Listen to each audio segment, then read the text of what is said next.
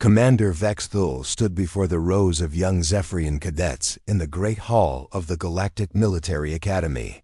His scarred face showed the marks of many battles, and his missing left arm reminded everyone that war was not a game. The silence in the room was thick as he prepared to speak about the most dangerous enemy the Coalition had ever faced. "You think you know about war," Vexthul began, his voice low and serious. "You have studied tactics and strategy. You have learned about weapons and ships. But today I will tell you about something that will change how you see combat forever. Today I will tell you about humans." Some of the younger cadets shifted in their seats. They had heard stories, but most thought they were just tales to scare new soldiers. Vexthul saw their doubt, and his mandibles clicked in what passed for a grim smile among his people. "Let me tell you about my first encounter with these creatures. It was at a place called Kepler Station, orbiting the fourth planet in a system. The humans had been mining for 20 years. Our intelligence told us it was just a simple operation. 300 humans living on a small station, pulling metals from asteroids. Easy prey." Vexthul's eyes grew distant as he remembered that day 5 years ago. Admiral Kethver commanded our fleet. 200 ships of the finest Zephyrian military. We approached their system expecting to crush them in minutes. The humans had no military ships, no defense platforms, nothing but mining equipment and cargo haulers. He paused, letting the cadets imagine the scene. "We sent the standard surrender demand. The response came from their station commander, a human named Jake Morrison. His voice was calm, almost friendly. He said they would not surrender, but they invited us to come and try to take their station." Admiral Kethver laughed. We all did. The old warrior's expression darkened. We should not have laughed. Vexthul began to pace in front of the cadets, his remaining hand clasped behind his back. Our fleet moved into the asteroid field where their station sat. It looked exactly like what it was supposed to be. A simple mining platform with docking bays for cargo ships. We could see humans moving around on the outside, working on equipment. They seemed to be ignoring us completely. Admiral Kethver ordered the first wave to advance. 50 ships, enough to destroy any normal station 10 times over. But as our ships moved closer, something strange happened. The asteroids around us began to move. One of the cadets raised a claw. "Sir, asteroids do not move on their own." "No, they do not," Vexthul agreed. But humans had spent 20 years in that field. 20 years of drilling, planting charges, and setting up systems we never thought to look for. What we thought were simple mining operations were actually the largest trap ever built in space. The commander's voice grew quieter, forcing the cadets to lean forward to hear. The first explosions came from below our ships. Chunks of rock bigger than fighters slammed into our hulls. But that was just the beginning. The humans had turned every asteroid into a weapon. Mining charges became bombs. Drilling equipment became mass drivers. Even their cargo containers were filled with metal scraps that they fired at us like bullets. Our ships tried to retreat, but the humans had planned for that too. They collapsed entire sections of the asteroid field behind us, blocking our escape routes. We were trapped in a maze of floating rocks, and every rock was controlled by the humans. Vexthul stopped pacing and faced the cadets directly. But the worst part was not the trap itself. It was what the humans did while we were caught in it. Their station commander, Morrison, got on the communication channel. He was not angry or afraid. He was giving us a lesson. Morrison explained exactly what they were doing to us. He told us about every trap, every weapon, every trick they had built over 20 years. He was proud of it, like a craftsman showing off his work. And while he talked, his people were killing us. The old warrior's voice became strained. I watched mining ships ram into our destroyers. Cargo haulers filled with explosives crashed into our biggest ships. The humans were using vehicles that were never meant for war, but they made them into weapons anyway. The human lieutenant in charge of their defenses was named Amy Rodriguez. She coordinated their attacks from the station's control room. Our intercepted communications showed she was using mining computers to target our ships. Equipment meant for finding ore was being used to find weak spots in our armor. Vexthuli's mandibles clicked again, but this time with something that might have been respect. Rodriguez was not a soldier. She was a mining engineer. But she fought like she had been born for war. Every shot her people took was perfect. Every trap they sprung was timed exactly right. For 6 hours, we fought in that asteroid field. Our superior ships and weapons meant nothing. The humans used the environment against us. They knew every rock, every cave, every hiding spot. We were fighting in their home, and they had made their home into a weapon. The commander's voice dropped to almost a whisper. Then I saw something that still gives me nightmares. A human cargo ship, badly damaged and leaking air, was heading straight for our command vessel. We could see through the broken windows. There were 3 humans inside, wearing simple work suits. They were singing. Singing, he repeated, seeing the confusion on the cadets' faces. As they flew to their deaths, they were singing one of their species' war songs. Their ship hit our command vessel and both exploded. They died to take out our communication center. Vexthul resumed his pacing. More humans did the same thing. Ship after ship, they threw themselves at us. But they were not desperate or crazy. They were calm, focused, and every attack served a purpose. They were not just dying. They were trading their lives for strategic advantage. By the end of the battle, the humans had lost almost everything. Their station was damaged, most of their ships were destroyed, and many of their people were dead. But they had also destroyed half of our fleet. 200 coalition ships had been reduced to less than 100. The commander stopped and looked at each cadet in turn.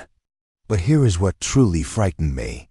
When the battle was over, Morrison got back on the communication channel. He was wounded, we could hear it in his voice. His station was falling apart around him. But he was not begging for mercy or trying to surrender. He was offering to let us leave. The silence in the room was complete now.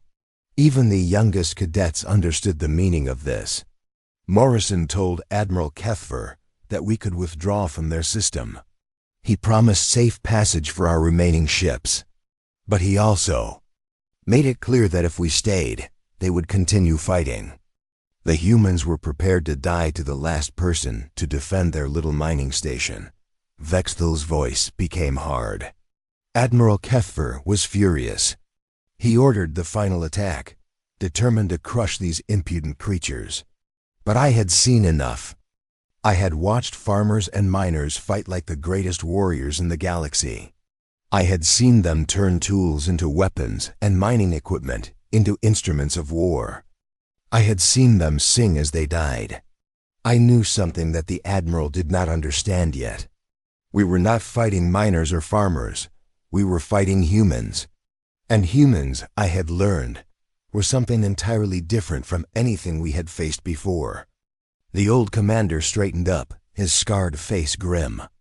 That was my first lesson about humanity. They do not fight like other species. They do not think like other species. What looks like weakness to us is actually their greatest strength. They will turn anything into a weapon, any situation into an advantage.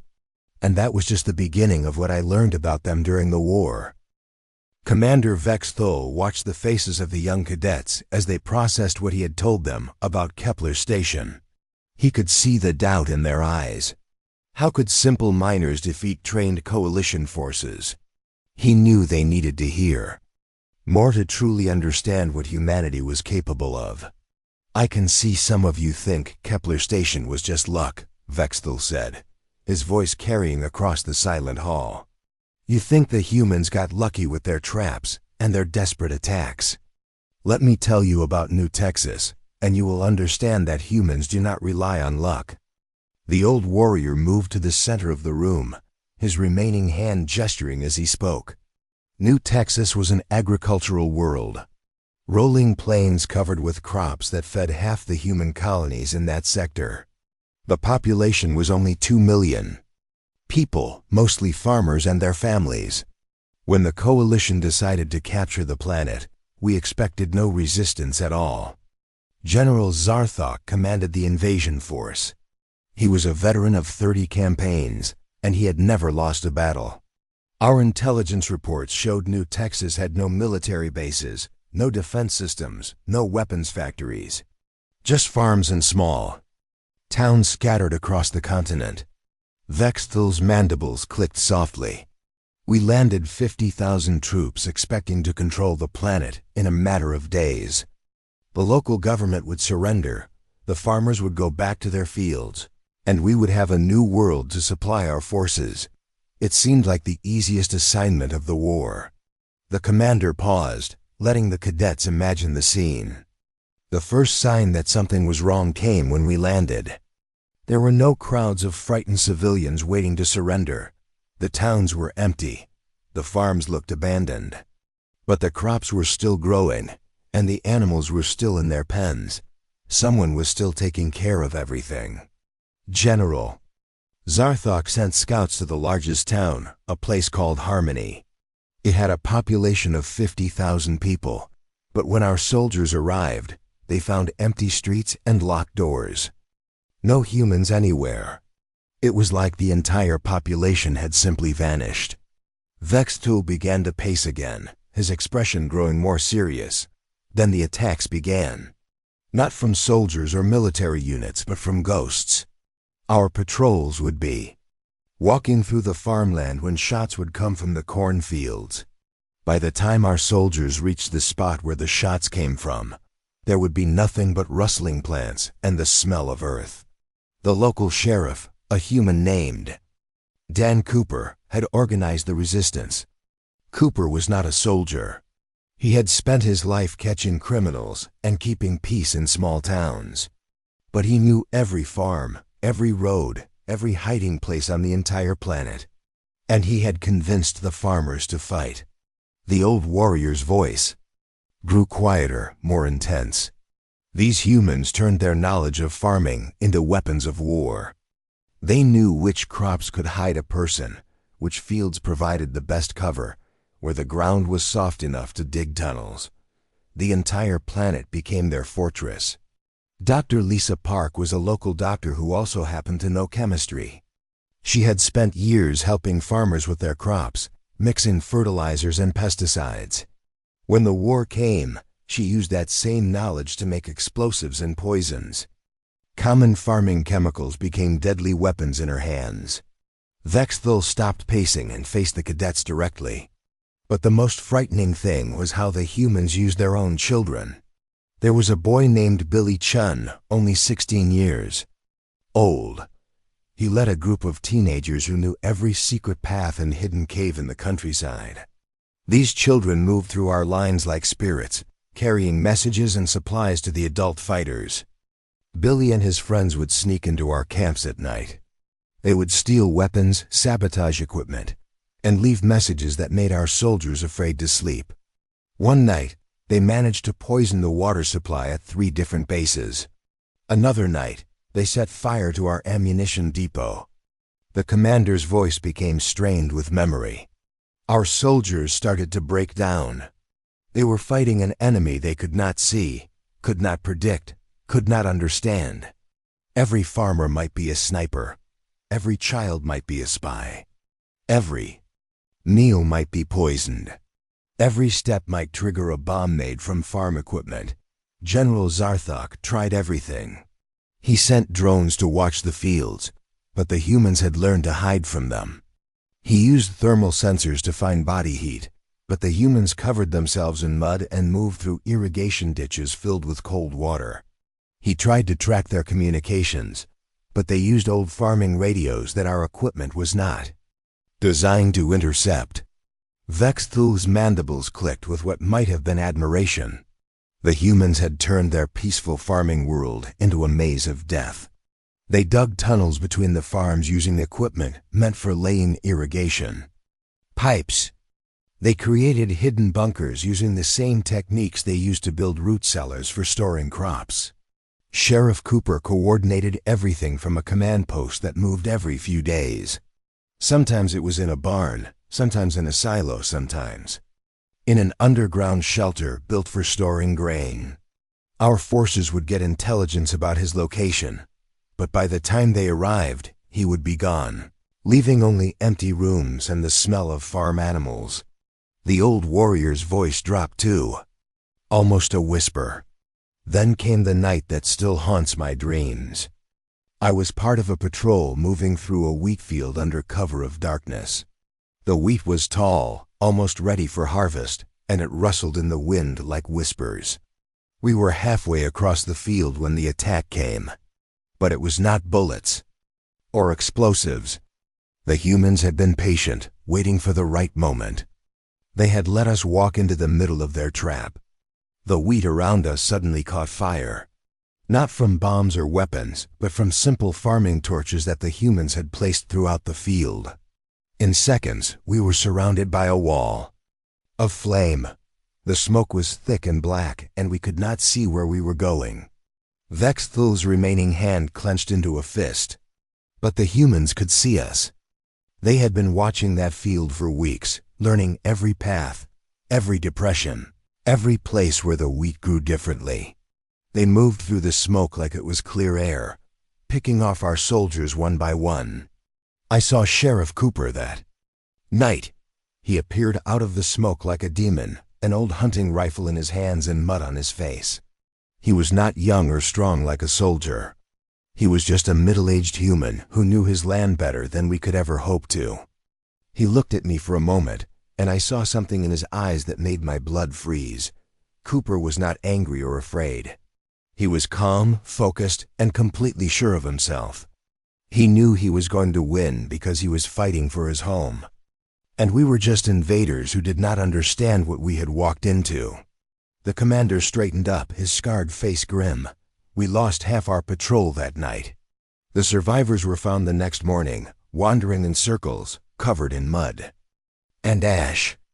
They had been walking through the same small area for hours, unable to find their way out of fields they had mapped dozens of times. The siege of New Texas lasted for 8 months. Every day, we lost more soldiers to traps, ambushes, and attacks we never saw coming. The humans used their farming seasons against us. In spring, they hid in the fields of new crops. In summer, they used the tall grain for cover. In autumn, they burned the harvested fields to create smoke screens. Dr. Park kept developing new weapons from farming supplies. Crop dusters became poison gas delivery systems. Irrigation systems became ways to flood our camps. Even farm animals became weapons when they were trained to carry explosives into our positions. Finally, General Zarthok admitted defeat. We had sent 50,000 soldiers to capture a planet of farmers, and the farmers had won.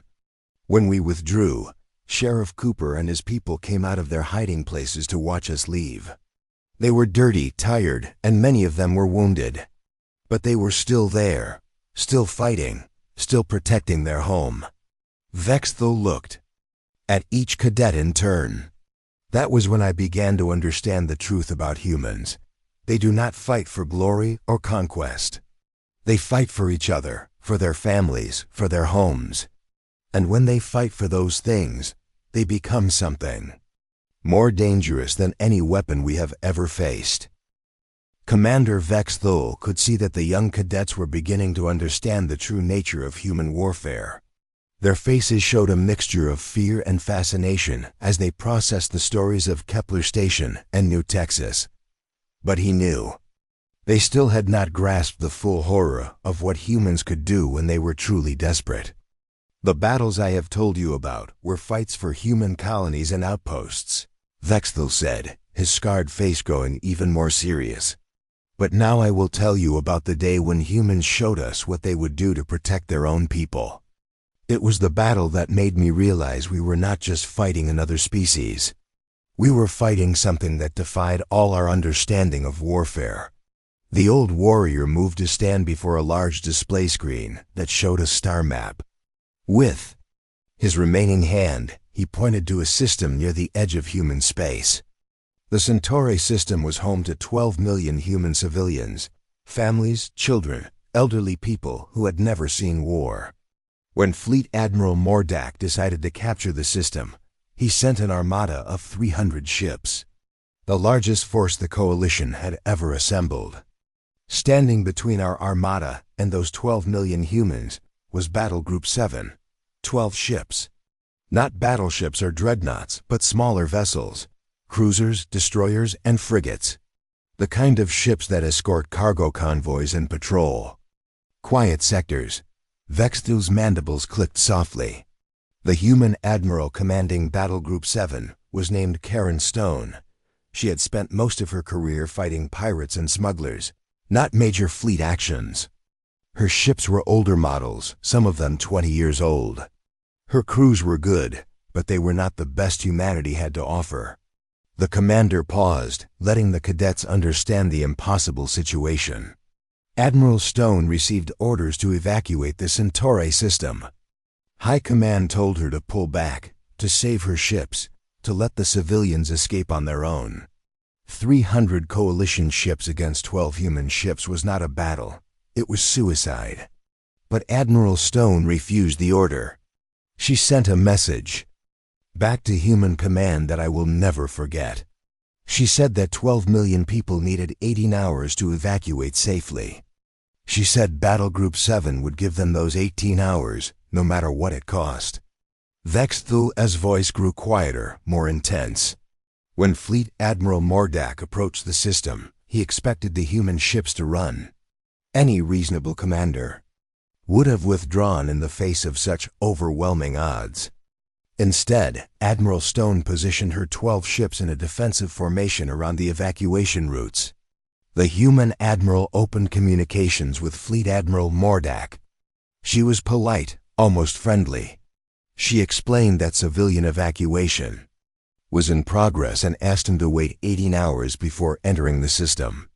She promised that once the civilians were safe, she would surrender her ships without a fight. The old warrior's expression darkened. Mordak laughed at her offer. He told her that she had 1 hour to surrender unconditionally, or he would destroy every ship and every civilian in the system. Admiral Stone's response was simple. She said that Battle Group 7 would be waiting for him. The battle began. At 0800 hours, ship time. 300 coalition vessels against 12 human ships. The outcome should have been decided in minutes. Instead, it lasted for 18 hours and 12 minutes. Vexthul began to pace, his movements sharp and agitated. The humans fought like nothing we had ever seen. They did not try to win the battle because they knew they could not. Instead, they fought to waste our time, to slow us down, to make every minute cost us as much as possible. Captain Rick Davis commanded a frigate called the Liberty. His ship was one of the smallest in the human fleet, but he used it like a weapon of precision. Davis would dart in, strike at our larger ships, then retreat before we could respond. His crew worked with perfect coordination, making their old ship move like it was alive. Davis knew he could not destroy our battleships, so he targeted our smaller escorts. Every time we sent fighters or corvettes after the evacuation ships, Davis would appear and drive them off. His frigate took more and more damage with each attack, but he kept fighting. The commander's voice became strained. Commander Nina Walsh led the human fighter squadrons. She had 18 fighters against our 300. Instead of trying to dogfight our superior numbers, she developed new tactics on the spot.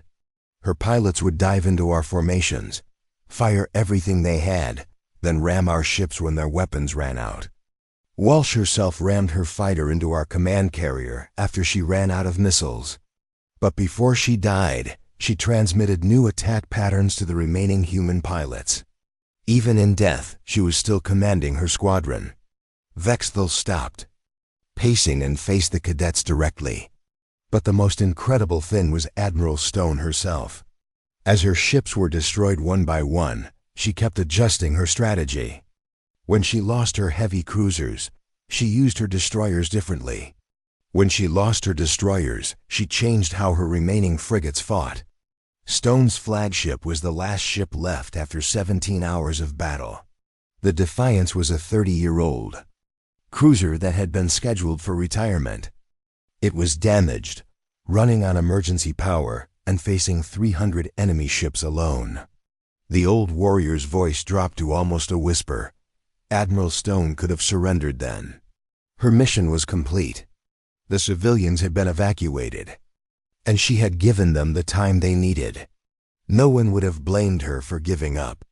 Instead, she did something that still gives me nightmares. Stone set her ship on a collision course with our flagship and opened a communication channel to all ships in the system. She began reciting something called the Gettysburg Address, an old human speech about sacrifice and duty. Vexthal's mandibles clicked rapidly, a sign of deep agitation among his people.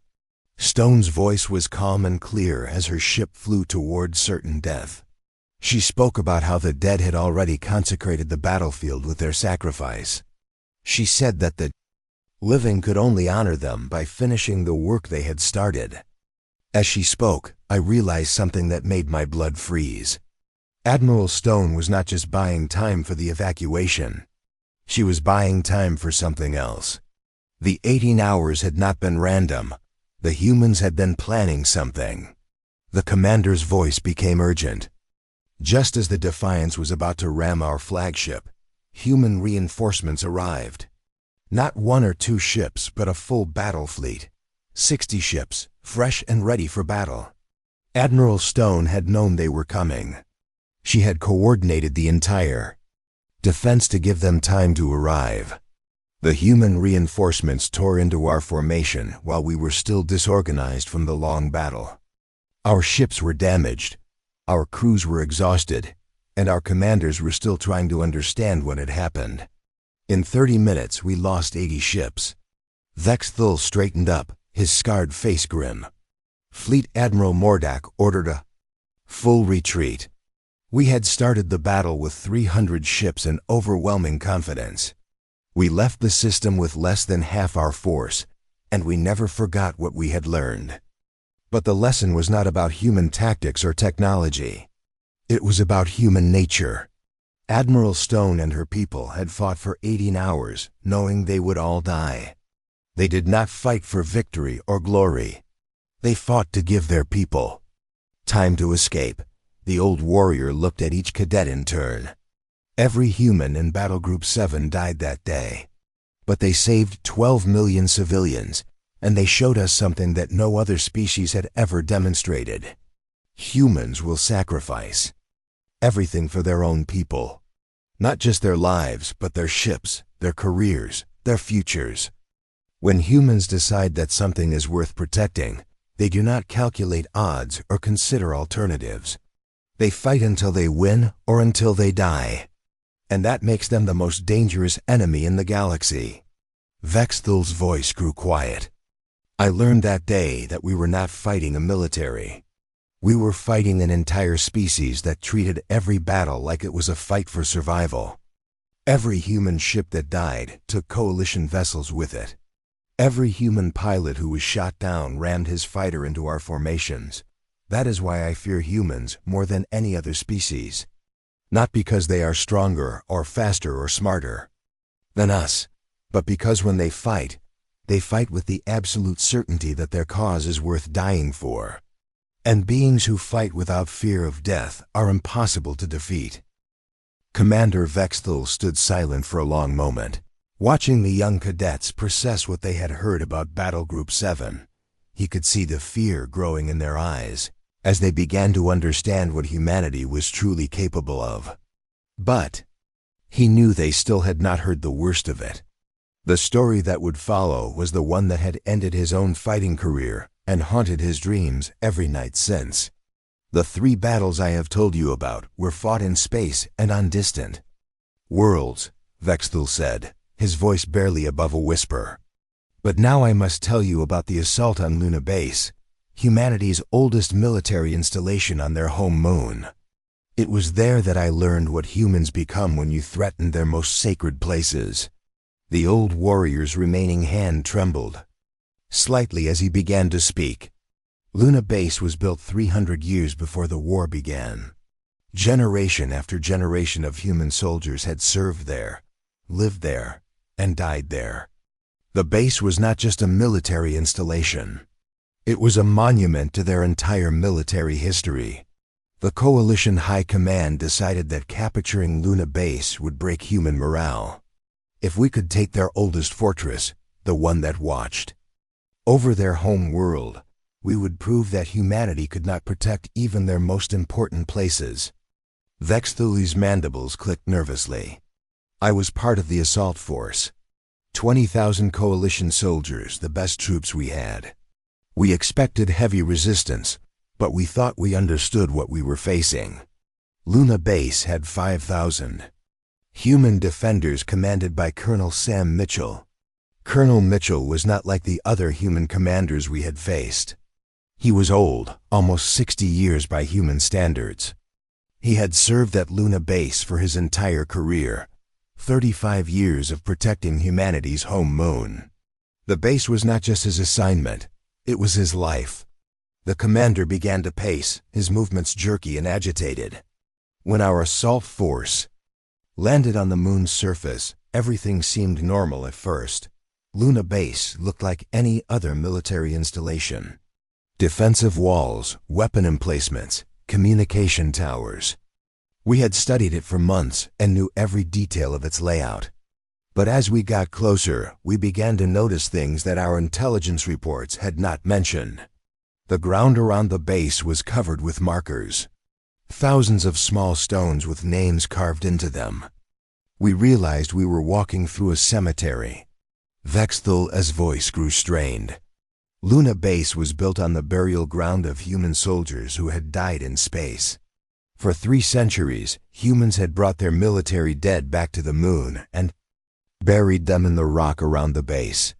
We were not just attacking a fortress, we were attacking their most sacred ground. Colonel Mitchell opened communications as we approached. His voice was different from the other human commanders we had faced. There was no anger, no fear, no bravado. He spoke like a man talking to trespassers in a graveyard. He told us we were not welcome in that place, and he asked us to leave. The old warrior stopped pacing and faced the cadets. We should have listened to him. We should have understood what it meant when a human asked us politely to leave their burial ground. Instead, we attacked. The battle began at dawn, local time. Our forces advanced across the cemetery toward the base walls. But as we moved between the grave markers, something strange began to happen. Our soldiers started reporting equipment failures, communication problems, navigation errors. Vexthul's remaining hand clenched into a fist. At first, we thought it was just the moon's environment affecting our systems. But the problems got worse as we got closer to the base. Weapons would jam at critical moments. Sensors would give false readings. Radio messages would be filled with static and strange sounds. Then we realized the truth. Colonel Mitchell had spent 35 years preparing Luna Base for this battle.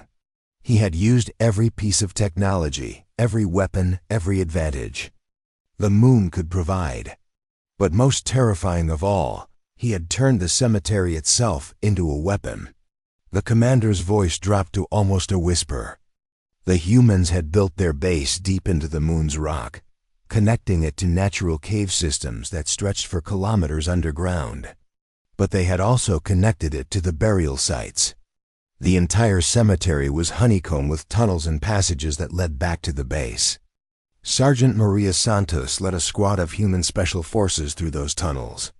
She and her soldiers moved through the darkness beneath our feet, appearing and disappearing like ghosts. They would strike at our forces, then vanish back into the tunnels among the graves. Santos had spent 15 years serving at Luna Base. She knew every tunnel, every passage, every hiding place in the rock. But more than that, she knew the names on every grave marker. These were not just random soldiers to her. They were her predecessors, her teachers, her brothers and sisters in arms. Vexthel's mandibles clicked rapidly, showing his deep agitation. Dr. Alex Kim was the base scientist, a man who had spent his career studying the moon's geology and environment. When the battle began, Kim turned his scientific knowledge into weapons of war. He used the moon's low gravity against us, created traps using the vacuum of space, and even weaponized the lunar dust itself. Kim had rigged explosives throughout the cemetery that would create dust clouds when detonated. In the moon's low gravity, the dust would hang in the air for hours, blocking our vision and clogging our equipment. But the humans could fight in those conditions because they had trained in them for decades. The old warrior's voice became strained with memory. Lieutenant Troy Baker coordinated communications for the base. But Baker was doing more than just relaying orders. He was playing recordings through our intercepted communication channels. Recordings of human military ceremonies, funeral speeches, and memorial services. As we fought among the graves, we could hear the voices of dead humans speaking about duty, sacrifice, and protecting their homeland. The psychological effect on our troops was devastating. They felt like they were fighting not just the living humans, but the spirits of all the humans who had died before. Vexthel stopped pacing and stood perfectly still. But the worst part was Colonel Mitchell himself. As the battle continued, he would appear on different parts of the battlefield, not commanding from a safe bunker, but fighting alongside his troops in the tunnels and trenches. Mitchell moved through the cemetery like he owned it. He knew every grave, every memorial, every piece of ground where human blood had been spilled. He would appear out of nowhere, strike at our forces, then disappear back into the maze of tunnels and burial sites. I encountered Colonel Mitchell personally during the battle. I was leading a squad through a section of the cemetery when he stepped out from behind a large memorial stone. He was not wearing armor or carrying advanced weapons, just a standard human combat suit and an old rifle. The commander's voice became barely audible. Mitchell looked at me with eyes that seemed older than time itself. He told me that I was standing on sacred ground, walking over the graves of better soldiers than I would ever be. Then he began to recite names, the names carved into the stones around us. As he spoke each name, he told me something about that person. Their rank, their service record, how they had died. He knew them all, every single human buried in that cemetery. They were not just names to him. They were his family, his heritage, his responsibility to defend. Mitchell fought me hand to hand among the grave markers. But it was not like fighting a normal opponent. He fought with the fury of a man defending his own family's burial ground. Every move he made was precise, calculated, and filled with absolute determination. I barely escaped that encounter with my life. Mitchell could have killed me, but he chose to let me go. As I retreated, he called after me. He said that the dead would not rest until all invaders were driven from their sacred ground. Vexthel's voice grew urgent.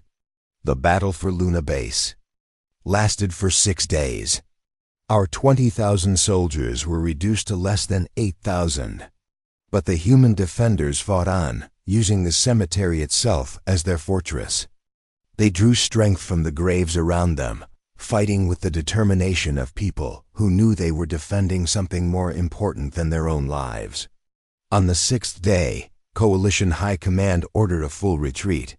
We had lost more than half our assault force, and the humans were still fighting. Colonel Mitchell and his people had turned their cemetery into an impregnable fortress, and we could not break their will to defend it.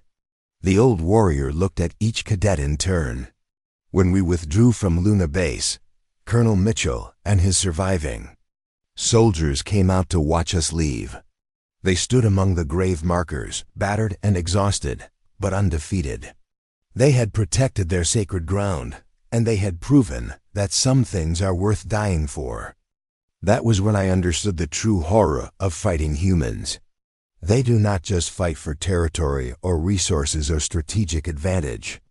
They fight for their history, their traditions, their connection to those who came before them. And when you threaten those things, you face an enemy that cannot be reasoned with, cannot be bargained with, and will never surrender. Commander Vexthal stood before the young cadets, his scarred face showing the weight of terrible memories. The silence in the Great Hall was complete as the students processed everything they had heard about human warfare. But Vexthal knew that the most important lesson was still to come.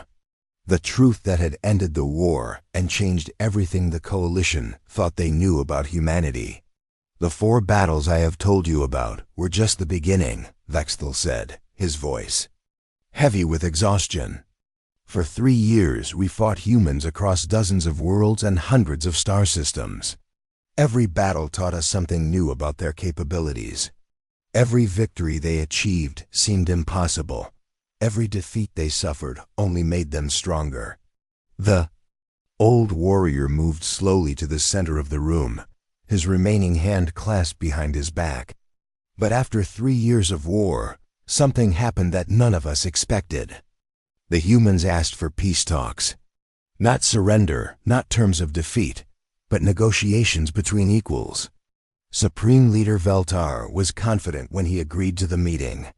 We had won more battles than we had lost. We controlled more territory than the humans did. Our fleets were larger, our technology was superior, and our production capacity far exceeded theirs. By every measure of military strength, we were winning the war. Vexthal's mandibles clicked softly. The peace talks were held on a neutral station in the Vega system. The human delegation was led by General Henry Clark and Ambassador Kate Murphy. Clark was their supreme military commander, and Murphy was their chief diplomat. They arrived in a small ship with minimal escort, like they were coming to discuss trade agreements instead of ending a war. I was part of Supreme Leader Veltar's security detail, so I was present for all the negotiations. What I heard in those meetings changed everything I thought I knew about the war, about humans, and about our chances of victory. The commander paused, his expression growing more serious. General Clark began the talks by presenting a detailed analysis of every major battle we had fought. He knew our tactics, our strategies, our strengths and weaknesses better than our own commanders did. But that was not the surprising part. The surprising part was what he told us about human casualties. At Kepler Station, we thought we had destroyed most of their forces. Clark showed us that they had evacuated 80% of their people before the battle even began. At New Texas, we thought we were fighting their entire population. Clark revealed that most of the farmers had been civilians who volunteered to fight, not trained soldiers. Vexthal's voice grew quieter, more intense. Battle Group 7, which we thought represented a significant portion of human military strength, was actually composed of reserve units and older ships. The humans had deliberately chosen their weakest forces to buy time for civilian evacuations. Ambassador Murphy then presented something that made my blood freeze. A complete breakdown of human population, industrial capacity, and military strength. The numbers were staggering. Everything we thought we knew about humanity was wrong. The old warrior began to pace, his movements sharp and agitated. The humans we had been fighting were not their main military forces. They were colonial militias, reserve units, and civilian volunteers. The battles that had cost us so dearly were fought by less than 10% of human military capability. Murphy showed us images of Earth itself. Massive orbital shipyards building hundreds of vessels at once. Training facilities with millions of soldiers preparing for deployment. Industrial complexes that dwarfed anything in coalition space. The humans had been holding back their true strength while they studied our tactics and capabilities. Vexthal stopped pacing and faced the cadets directly. But the most terrifying revelation was yet to come. General Clark explained that the human government had been debating whether to commit their full military to the war. The battles we had seen, the ones that had taught us to fear human warfare, had been fought while humanity was still deciding if they wanted to win. Clark told us that Earth's population was over 40 billion people. Their colonial worlds added another 60 billion. We had been fighting a species with a population 50 times larger than our own, and they had been treating the war as a minor border conflict. The commander's voice became strained. Ambassador Murphy then showed us something called the Earth Defense Grid, weapons platforms around their home world that made our largest battleships look like toys.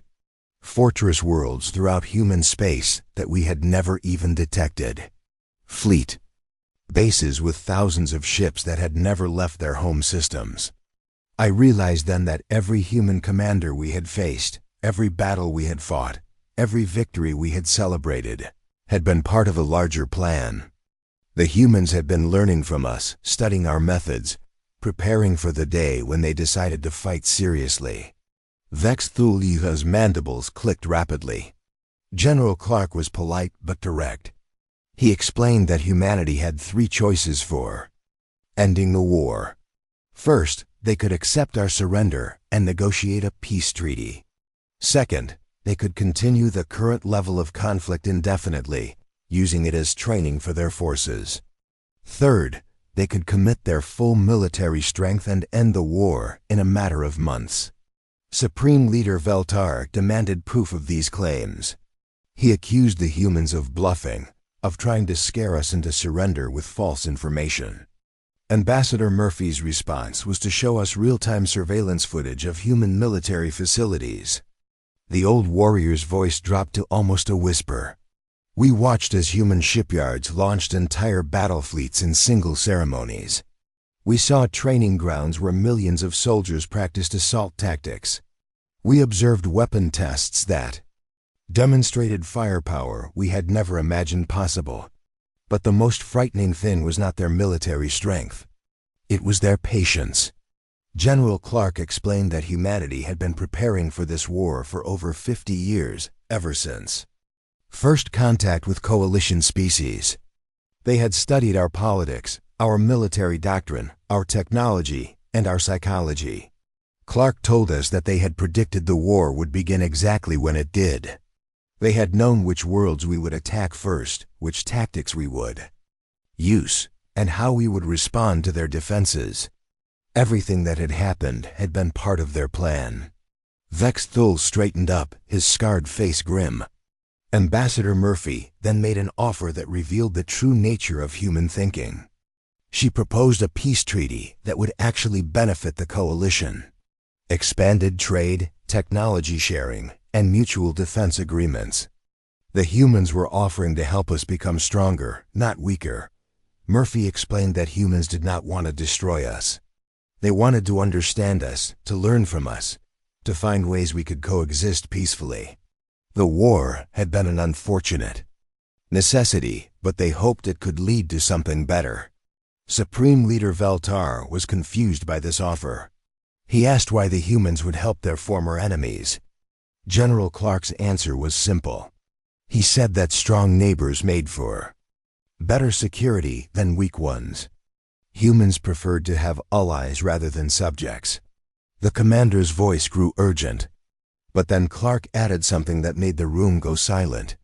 He said that if we chose to continue the war, humanity would show us what they were really capable of. He promised that within 6 months, there would be human fleets in orbit around every coalition home world. Clark was not threatening us. He was simply stating a fact, like predicting the weather or calculating a mathematical equation. He knew exactly how the war would end if it continued, and he was giving us the chance to choose a different outcome. Vexthul looked at each cadet in turn. Supreme Leader Veltar agreed to the peace treaty that same day. Not because he was afraid of human military strength, though that was terrifying enough. He agreed because he realized that we were dealing with a species that thought in ways we could not comprehend. The humans had fought a 3-year war as a learning exercise. They had used their weakest forces to study our strongest ones. They had turned every battle into a classroom and every defeat into a lesson. And when they were satisfied that they understood us completely, they offered us peace on terms more generous than we had any right to expect. The old warrior's voice grew quiet. That is the truth about human nature. They do not fight to destroy their enemies. They fight to understand them. They do not seek conquest for its own sake. They seek knowledge, growth, and the chance to build something better. Humans are dangerous not because they are cruel or aggressive, but because they are patient, intelligent, and always thinking several steps ahead. They will sacrifice everything to protect what they love, but they would rather build than destroy. Remember this lesson well, young cadets. If you ever encounter humans in battle, do not make the mistake of thinking you understand them. They have already studied you more thoroughly than you have studied yourself, and if they offer you peace, accept it gratefully. Because the alternative is facing an enemy that has turned warfare itself into an art form.